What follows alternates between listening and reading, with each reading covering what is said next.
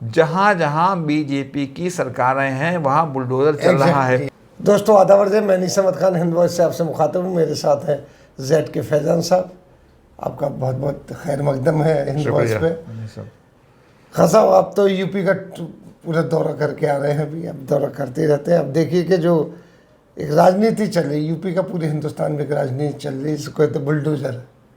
एक बुलडोजर, वही मैं कहने वाला था, यूपी ने पूरे हिंदुस्तान की बात की में वही बुलडोजर इंदिरा गांधी ने भी चलाया था। आपके तुर्कमान गेट तो पे, ज़माने तुर्कमान गेट बड़े पे एक्टिव थे और मौलाना अब्दुल्ला बुखारी के साथ थे आप। तो जब ये उन्होंने जाके बिल्कुल बुलडोजर के सामने खड़े हो गए थे, उसके बाद पूरा का पूरा एजिटेशन ही बदल गया था। इंदिरा गांधी के खिलाफ जो मूवमेंट था बहुत तेज़ी पकड़ गया था उसके बाद। लेकिन यहाँ देखो यहाँ क्या होता, अभी तो यहाँ पे कोई ऐसी कोई पार्टी नज़र नहीं आती।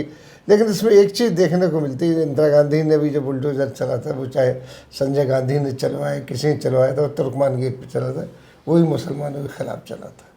और ये भी जो बुलडोजर चल रहे हैं, राजनीति बुलडोजर राजनीति कहलाने लगी है, ये जो हो रहा है। नहीं देखिए, ऐसा मैं समझ गया आपकी बात। देखिए ऐसा है, वो जो बुलडोजर चला था जी, वो गलत था, गरीबों को उजाड़ करके फेंकने का काम था। इत्तेफाक से वो मुस्लिम इलाका था। संजय गांधी को सफाई पसंद थी, कहना चाहिए एक तरह से, वो हर चीज़ को साफ देखना चाहते थे। तो जामा मस्जिद के सामने भी उन्होंने तमाम जो इस तरह की दुकानें उकाना थी, इस पर हम लोग भी जा करके सीढ़ियों पर बैठ के दुकानें रहते थे, एंजॉय करते थे, वो सब उसने साफ करवाया। उसकी सिलसिले की एक कड़ी थी। लेकिन क्या हुआ उसका नतीजा? She was thrown out of power ultimately. लोग आए सड़कों पर, मूवमेंट की शक्ल में चीज़ें रिएक्ट करती हैं ना, लेकिन वो मुसलमानों के ख़िलाफ़ था। इत्तेफाक से वहाँ मुस्लिम थे जिसको डिमोलिशन किया, इत्तेफाक से वहाँ इस तरह से कंजेस्टेड आबादी हो गई थी, इसको कहते हैं कि ज़बान में कि गंदगी हो गई थी, तो वो सब उस अंदाज से। लेकिन अब जो है वो एक बिल्कुल कैलकुलेटेड मजहबी जुनून के तहत जो है, और एक दूसरे से नस्लकुशी जैसे कहना चाहिए, उसकी तरफ ये बढ़ रहे हैं। वो मुसलमानों के खिलाफ उस किस्म के नारे लगा करके, स्ट्रेटेजी बना करके और पॉलिटिकल गेन के हिसाब से, वो तो एक इमीडिएट रिएक्शन था जिस संजय गांधी की बात आप कर रहे हैं। और उसमें वो तो संजय गांधी तो इंदिरा गांधी से हटके भी काम करता था, तो अब वो इंदिरा गांधी की कंसेंट थी नहीं। मैं इसमें बहस में नहीं जाना चाहता, लेकिन बहरहाल उसने वो काम किया, लेकिन नतीजा तो सरकार को भुगतना पड़ा और सरकार बाहर हो गई। तो इनका भी हाल यही होगा, बस वक्त का मामला होता है। वक्त जो है वो किसी पर रहम नहीं करता, वो नहीं करेगा इनके ऊपर भी। ये इनकी स्ट्रेटजी है, वो उसके तहत वो काम कर रहे हैं। अभी आप जब कह रहे थे कि यूपी, तो यूपी नहीं, तो पूरे मुल्क का मामला है। कर्नाटक में भी बुलडोजर चल रहा है, गुजरात में बुलडोजर चल रहा है, मध्य प्रदेश में चल रहा है, यूपी में चल रहा है। जहाँ जहाँ बीजेपी की सरकारें हैं वहाँ बुलडोजर चल रहा है। और अभी यूपी ने क्या शुरू किया था? यूपी ने शुरू किया था जब CA NRC का चक्कर चला था, तो उस ज़माने में इन्होंने जहाँ उनकी तस्वीरें आवेज़ा की, उन लोगों को फाइन ठोक दिया, ये किया वो किया, कानून को अपने हाथ में ले करके, तो ये तब किया था। मगर हुआ ये था कि वो एक थोड़ा बड़ा मामला था, और उसके बाद इलेक्शन आ गया और तहरीक ख़त्म हो गई, वगैरह वगैरह तमाम चीज़ें। लेकिन अब जो इन्होंने आने के बाद, इसीलिए वो जब बुलडोज़र का नाम भी लेते थे अपने इलेक्शन कैंपेन में, योगी जी जो हैं, ये जैसे मैंने बुलडोज़र चलाया था, मैं चलाऊंगा। अच्छा, ये बात सही है। आने के बाद उन्होंने बिल्कुल चलाना शुरू कर दिया एक तरफा। तो अब कहने को तो ये कहीं की बात आती है, नहीं साहब हम तो इलीगल इंक्रोचमेंट हटा रहे हैं, फला कर रहे हैं, ढेका कर रहे हैं। अरे इंक्रोचमेंट इलीगल था तो अभी तक तुम कहाँ सो रहे थे? अभी आने के बाद तुम, और फिर तमाम मुसलमानों का इंक्रोचमेंट आपको नज़र आता है।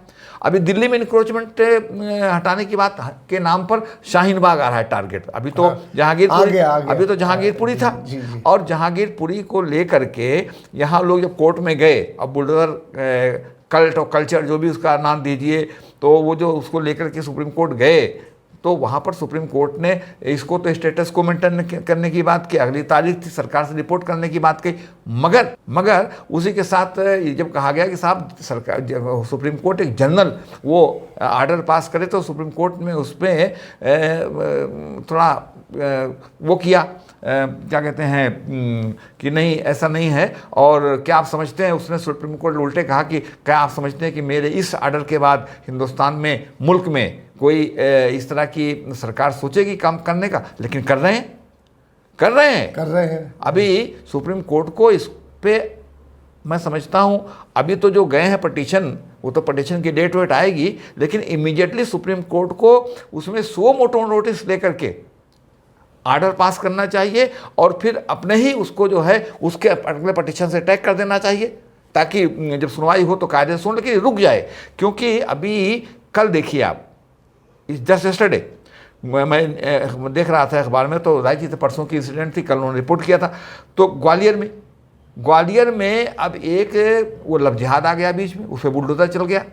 जी जी, लब जिहाद आ गया। उसमें क्या हुआ कि वो कहते हैं कि साहब वो मज़हब बदल करके उसने, एक मुस्लिम था, मज़हब बदल करके उसने जो है हिंदू लड़की से शादी की जा करके मंदिर में।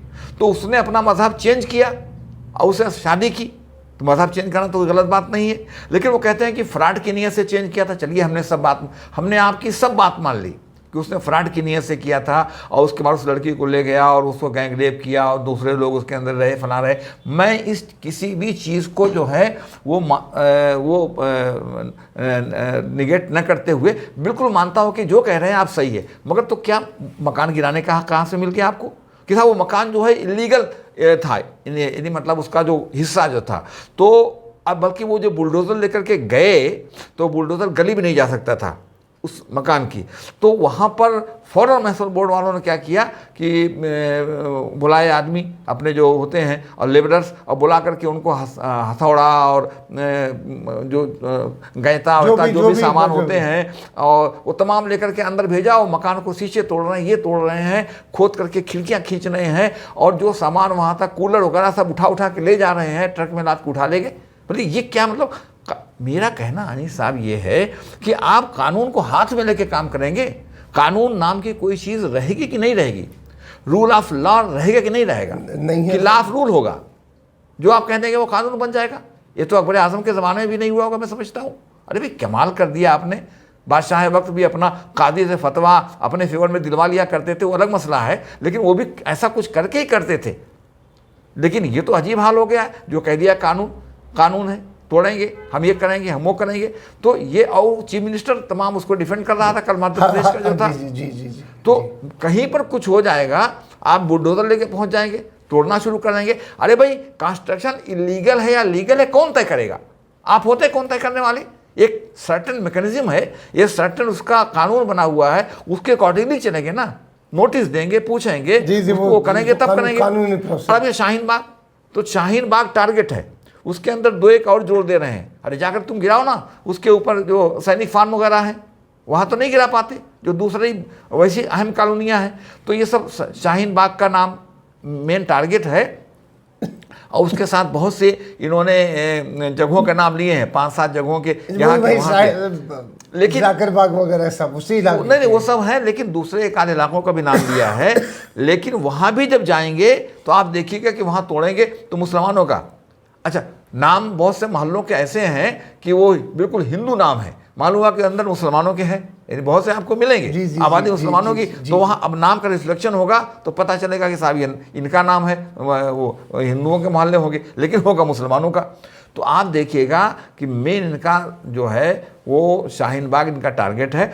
इनक्रोचमेंट्स हैं पूरी दिल्ली में है, पूरे हिंदुस्तान में है, जहां आप जाइए हर जगह लोग इंक्रोचमेंट किए हुए हैं। लेकिन उसको तोड़ने का, मैं तो इसको अच्छा समझता हूं, मैं अपनी बात करता हूं। मैं तो जब देखता हूं इलीगल इंक्रोचमेंट तो मैं खुद कहता हूं कि सरकार को इसको तोड़ना चाहिए, महसूल बोर्ड को कार्रवाई करनी चाहिए। तो महसूल बोर्ड पैसा लेती है, पुलिस वाले पैसा लेते हैं, पैसा लेकर के वो इंक्रोचमेंट करवाते हैं, वो इलीगल कंस्ट्रक्शन करवाते हैं, और जब इलीगल कंस्ट्रक्शन हो जाता है तो चुप होकर बैठ जाते हैं, और अब ये आ गए हैं बुलडोजर चलाने के लिए। तो अभी आपको बुलडोजर का ख्याल आया? यानी एक ऐसा माहौल हो गया है, एक बना दिया है कि बस बुलडोजर लेके पहुंच जाओ और गिराना शुरू कर दो। तो ऐसे तो काम नहीं चलता ना, कानून को हाथ में लेकर के आप सोच रहे हैं कि जो आइंदा आने वाले चुनाव उसमें हमें बेनिफिट मिलेगा। नहीं, चुनाव के बेनिफिट के तहत ही तो सारा काम कर रहे हैं, चुनाव के बेनिफिट के तहत ही काम कर रहे हैं। उनको एक परमानेंट मैसेज मुल्क के पैमाने पर ये देना है कि मुसलमानों के साथ देखो हम रहेंगे तो उनके साथ ये सब करेंगे और इनको ठीक करेंगे, सीधी सीधी बात। और सुनिए 2024 टारगेट है, तब तक ये ड्रामा चलता रहेगा। नहीं उस बीच में और इस बीच में अभी इलेक्शंस तो गुजरात के और यहाँ के हिमाचल के हैं, दो जगहों के, तो इसके असरात भी वहाँ मरतब होंगे। और एक जनरल मैसेज जब अगले साल चुनाव आएगा, लेकिन इनकी इंटरनेशनल इमेज तो खराब हो रही है मोदी। हाँ, अमेरिकन, देखिए अमेरिका में जो वहाँ जो इंटरनेशनल रिलीजियस राइट्स कमीशन है, उसने इस पर काफ़ी उसका नोटिस लिया है और अपनी गवर्नमेंट से कहा है कि आप जो हैं इस इशू को उठाइए। तो इमेज ही कौन परवाह कर रहा है? इमेज की अभी कौन परवाह कर रहा है? ये तो सऊदी अरबिया से जाकर के वहाँ सबसे बड़ा इनाम लेके चले आए, दुबई में जाकर के वहाँ मंदिर बनवा के चले आए। तो ये काम कर रहे हैं, तो अमेरिका की इनको कहाँ फिक्र? लेकिन ये नहीं है। ये सब चीज़ों का एक सिलसिला होता है, एक हद होती है। ये अपनी हद से तजावुज़ कर रहे हैं, कानून को अपने हाथ में ले रहे हैं। कानून नाम की कोई चीज़ नहीं है। सुप्रीम कोर्ट ने थोड़ा मोड़ा नोटिस लिया है, लेकिन मैं समझता हूँ सुप्रीम कोर्ट को और फर्म होना चाहिए कि, और अभी इनको कंटेम्प्ट नोटिस इशू कर देना चाहिए कि हमारे एक ऑब्जर्वेशन के बाद और हमारे एक आर्डर के पास बात जो है, यानी ऑब्जर्वेशन खुला हुआ था, उसके बाद भी अपना एक काम किए चले जा रहे हैं। तो ये चीज़ें हैं। मैं दूसरी बात कहता हूँ कि इस पे आवाम को रिएक्ट करना ही चाहिए। जब कोई रास्ता नहीं चलता तो आदमी सड़कों पे आता है, आवाम सड़कों पे आते हैं। जो इस तरह के होने जा रहे हैं, आवाम को सड़कों पे आके मुजाहरा करना चाहिए। ख़ास तौर पर अभी जो शाहीन बाग में करने जा रहे हैं, उसमें आकर के लोगों को सड़कों पे आकर के अपना शाहीन बाग का मतलब ओखला में कहीं भी कर सकते हैं। हाँ, शाहीन बाग का मतलब ओखला में, वो तो शाहीन बाग कहने को है, वो मुस्लिम इलाका है, इसलिए वो उनके खिलाफ वो कर रहे हैं। अब हमारे बहुत सारे साथी आकर के, नहीं भाई इनलोगल इंक्रोचमेंट है, फला है, ढेका है, हटना चाहिए। मैं खुद हटना चाहिए कहता हूँ, लेकिन ये जिस अंदाज से कर रहे हैं, कानून को अपने हाथ में लेकर के, ये तरीका है। नोटिस दीजिए, आप खाली करवाइए। उन पुलिस कर्मियों के खिलाफ जिस ज़माने में कंस्ट्रक्शन हुआ है, कौन थानेदार वहाँ था, कौन एमसीडी में था? वहाँ जाकर के जिसकी मर्जी से वो सब इंक्रोचमेंट हुआ, खड़ा हुआ। पुलिस कार्रवाई, अगर वो बाहर इंक्रोचमेंट कर रखा है तो पुलिस कार्रवाई क्यों नहीं कर रही थी अब तक? तो उनके खिलाफ भी एक्शन होना चाहिए, जो ये रिश्वत लेकर के सारा काम करवाते हैं। तो ये बातें चलने वाली नहीं। लेकिन अल्टीमेट इसका जवाब जो है ना, वो सड़क पे ही होना है। ये सरकार जिस तरीके से काम कर रही है, ये मेरा मानना है। बहुत बहुत शुक्रिया आपका कि आपने एक एनालिसिस किया। इसी के साथ हम लेते हैं आपसे विदा। अगले अंक में फिर ज़ैद के फैज़ान साहब के साथ हाजिर होंगे। तब तक के लिए दीजिए हमें इजाज़त।